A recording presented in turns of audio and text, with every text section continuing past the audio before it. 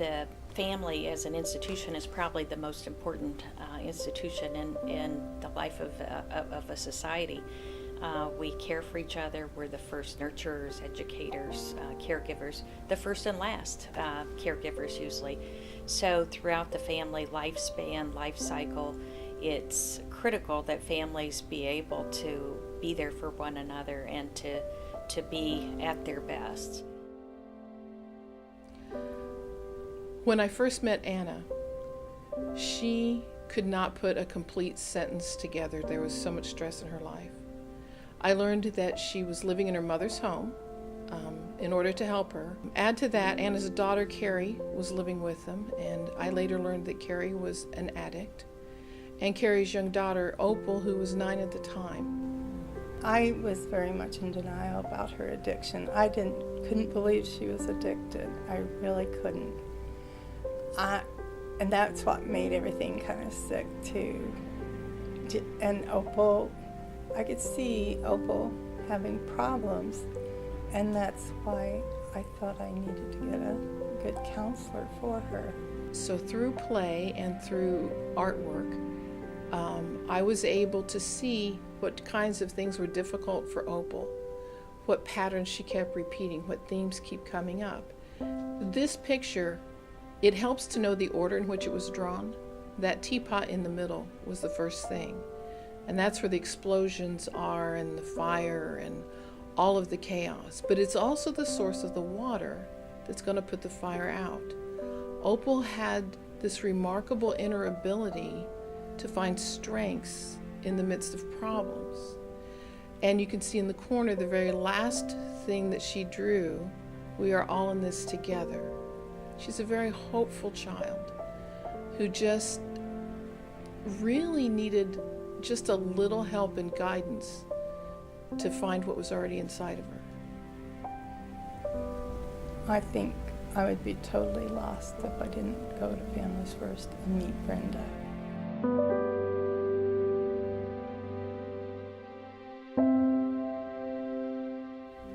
Brittany was a 19-year-old who had a zest for life. Unfortunately, in her lifetime, something in regards to her physical makeup did not allow her to help herself. And I think that there are a lot of young people and there are a lot of older people in general in society that for whatever reason have life's challenges and go through a lot of changes that they can't handle on their own. I think from the standpoint of Families First, the organization always will be there for those people who are just not strong enough to be able to provide for themselves.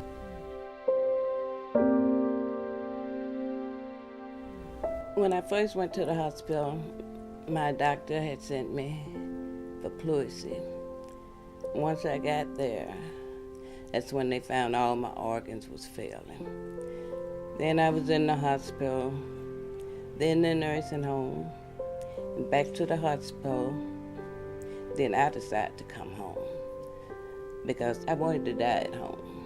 If Vista wasn't here, I think Lula would be right back in her former predicament. She would be in the hospital, in the nursing home, back and forth, the way she was before. And she wasn't at all happy about that. And since I met Arlene, she had been very helpful. She'd take me to the store, to the doctor, and I can really depend on her to take me. And she's a friend. She do little things. Sometimes we ride around, we reminisce, and it just makes me feel good to have somebody to talk to. So those are people, you know, that kind of give me an outlook on life. Instead of thinking about dying, I think more about living and enjoying the little time that I do have. We never know what our future holds. We never are certain where we're going or how we're going. And frankly, in my case, I never thought that this day would happen on August 23rd when my daughter passed away. But on the other hand, there is always help. And an organization like Families First is always there for families to strengthen them and deal with those challenges they have throughout their lifetime.